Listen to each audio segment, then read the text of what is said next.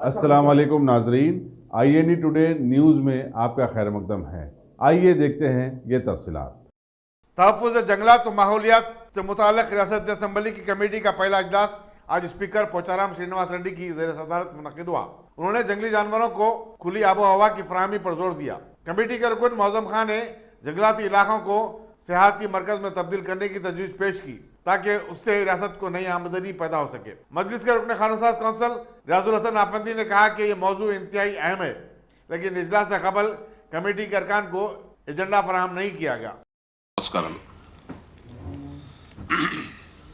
తెలంగాణ రాష్ట్రం ఏర్పడిన కమిటీలు రూపొందించుకున్న తర్వాత ఈ పర్యావరణం వన్యప్రాణుల సంరక్షణకు శాసనసభ స్పీకర్ అధ్యక్షతన జరుగుతున్నటువంటి మొదటి సమావేశం. ఇది గతంలో లాగా సంవత్సరం కోసారో 2 సంవత్సరాలకు కోసారో మొక్కుబడిగా కాకుండా మీ అందరి సహకారంతో ఎఫెక్టివ్గా పనిచేయటానికి మనం తరచుగా కలుసుకోవాల్సినటువంటి ఆవశ్యకతను కూడా మీ అందరి దృష్టికి తీసుకొస్తా ఉన్నాను. మన రాష్ట్రం, మన ప్రభుత్వం కొత్తగా ఏర్పడినటువంటి ప్రభుత్వం, కొత్త రాష్ట్రం. గౌరవ ముఖ్యమంత్రి కేసీఆర్ గారు అనేక పథకాలను రచిస్తూ రూపొందిస్తూ ఆచరణలో అమలు చేస్తూ అటు మిషన్ భగీరథ కావచ్చు, మిషన్ కాకతీయ కావచ్చు, ఇరిగేషన్ ప్రాజెక్టులు కావచ్చు,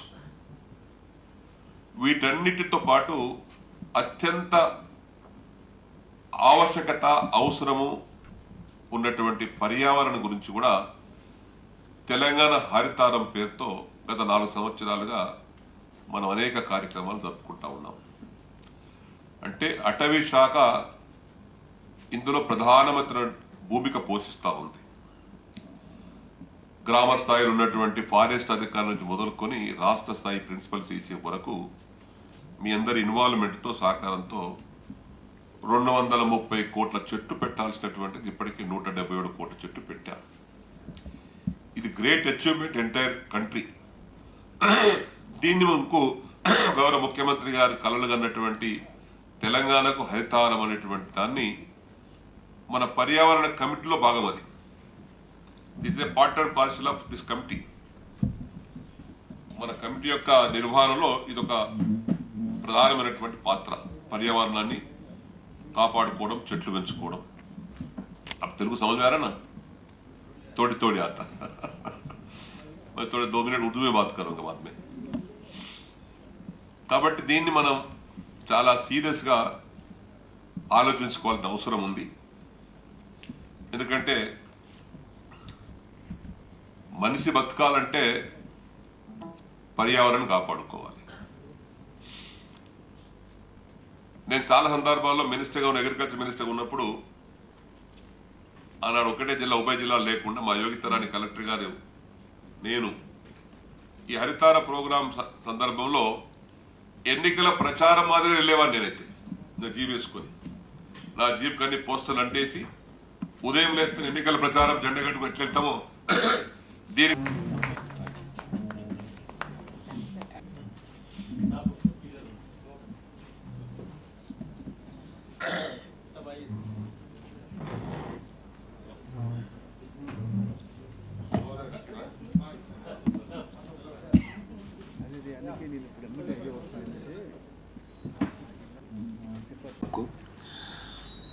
आपकी चेयरमैनशिप में जो कमेटी फॉर्म की गई है, ये खुशी है सर कि आपके चेयरमैनशिप के अंदर एक कमेटी फॉर्म गई है और आप बंसवाड़े के एमएलए हैं और आसपास के जितने इलाके हैं फॉरेस्ट एरिया है, और आप जितना अच्छा इस कमेटी से मालूमात रखते हैं और सजेशंस देंगे, बहुत अहमियत रखी जाएगी इस कमेटी की.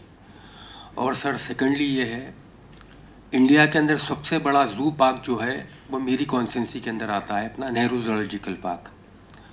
और वहाँ पर इतना अच्छा माहौल है सर, और हमारे फॉरेस्ट डिपार्टमेंट के जो डायरेक्टर है, क्यूरेटर है, एक लास्ट 5 ईयर्स से एक अच्छा काम कर रहे हैं, एक अच्छा डेवलपमेंट कर रहे हैं। और ख़ास तौर से आपके ज़रिए मैं वो सारे ऑफिसर से भी रिक्वेस्ट करना चाह रहा हूँ, और अपनी कमेटी के रिकमेंडेशंस बहुत अहमियत रखे जाते हैं इस चीज़ के लिए। आपकी एज ए चेयरमैन और सारे कमेटी मेंबर्स, स्पेशली अपन जू पार्क में एक 2 महीने, 3 महीने, 4 महीने में एक वक्त कमेटी जाके इंस्पेक्शन करी, देखी, जो भी सजेशंस रहते सर आप हम मिलके जब देंगे। एक इतना अच्छा टूरिस्ट स्पॉट बन चुका है, आप यकीन नहीं करेंगे सर, संडे के दिन तकरीबन मोर देन 80,000 पब्लिक वहाँ पर विजिटर्स आते हैं।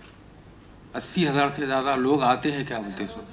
और समर वेकेशन जो आता सर, टोटल समर 2 महीने की जो छुट्टियां होते हैं, टोटल 60 डेज के लिए समझो आप, इतना टूरिस्ट आता है। तो आपकी हमारी कमेटी जो है, ख़ास तौर से आप हमारे मिनिस्टर ऑफ फॉरेस्ट है, जो भी है, एनवायरमेंटल है, यहाँ के जो भी जिम्मेदारान ऑफिसर्स है, आपका हमारा सजेशन बहुत अहमियत रखे जाता है। ख़ास तौर से अंदर के इलाक़ों में और जानवर आना चाहिए सर। आपकी और हमारी मेहनत की वजह से, आप हम मेहनत करेंगे तो और जानवर आएंगे और अट्रैक्शन मिलेगा। और सेकेंडली चीज़ सर, मैं आपके ज़रिए ये भी कमेटी से एक सजेशन देना चाह रहा हूँ सर। अपने तेलंगाना के बाजू महाराष्ट्र है सर, वहाँ ताड़ूबा बोल के चंद्रापुर के अंदर एक फॉरेस्ट है सर, और वहाँ पर समझिए आप टाइगर रिजर्व फॉरेस्ट है। इधर बंडीपुर टाइगर रिजर्व फॉरेस्ट है कर्नाटक के अंदर। तमिलनाडु के अंदर मधुमलाई टाइगर रिजर्व फॉरेस्ट है सर। वहाँ की गवर्नमेंट जितना है, वहाँ की जो कमिटीज़ है बैठे हुए, इस तहत एक काम कर रहे हैं सर, अच्छा वो लोग। और टूरिस्ट के लिए और उनके एनवायरनमेंट के लिए, उनके जानवरों के लिए, उनकी फॉरेस्ट की सेफ्टी के लिए एक बेहतरीन काम हो रहा है सर। आप हम जाके देख के वो चीज़ों को सीख सकते हैं। ताड़ूबा रिजर्व फॉरेस्ट सर आदिलाबाद से मुश्किल से 50-80 किलोमीटर आगे है। आप जाके देखिए सर, किस तरीके से वो लोग मेंटेन करके, चंद्रपुर सॉरी समझो, वहाँ पर जाके किस तरीके से मेंटेन कर किस तरीके से अपने फॉरेस्ट को डेवलप कर रहे हैं, जानवरों के लिए, फॉरेस्ट के लिए काम हो रहा है। तो आपके ज़रिए, आपकी चेयरमैनशिप के अंदर, और हम लोगों को इतनी खुशी है सर, आप जो चेयरमैन इस कमेटी के बने हैं, आप जिस एरिया से है, सराउंडेड पूरा एरिया जंगलात का है, और आप जितना अच्छा वाकिफ़ है ये सारे चीज़ों से, कोई भी नहीं हो सकता मेरे तजुर्बे के हिसाब से। बोरो में आपकी चेयरमैनशिप में हमारे को खुशी है काम करने की, और इंशाल्लाह ताला बराबर आपकी चेयरमैनशिप में बराबर अच्छा तो अच्छा सजेशन देने की कोशिश करेंगे और काम करने की कोशिश करेंगे। Thank you sir. मैं चेयरमैन साहब का और तमाम मेंबरान का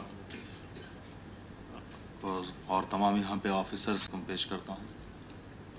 और जैसा कि ये पहली हमारी वाइल्ड लाइफ और एनवायरनमेंट की मीटिंग है, तो अभी एक मेंबर ने अभी आपके सामने कहा कि एजेंडा अगर 1 डे बिफोर अगर मिल जाता है तो काफ़ी बेहतर होगा आगे मीटिंग में बात करने के लिए।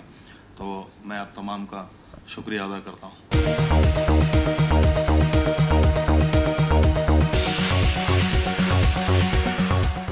अगर आपने हमारे चैनल को सब्सक्राइब नहीं किया है तो आपको यहाँ सब्सक्राइब बटन दिख रहा है, उसे क्लिक करिए और सब्सक्राइब कीजिए, और साथ ही साथ बेल आइकॉन को भी क्लिक करिएगा, जिससे कि आपको ताज़ा अपडेट मिलते रहें।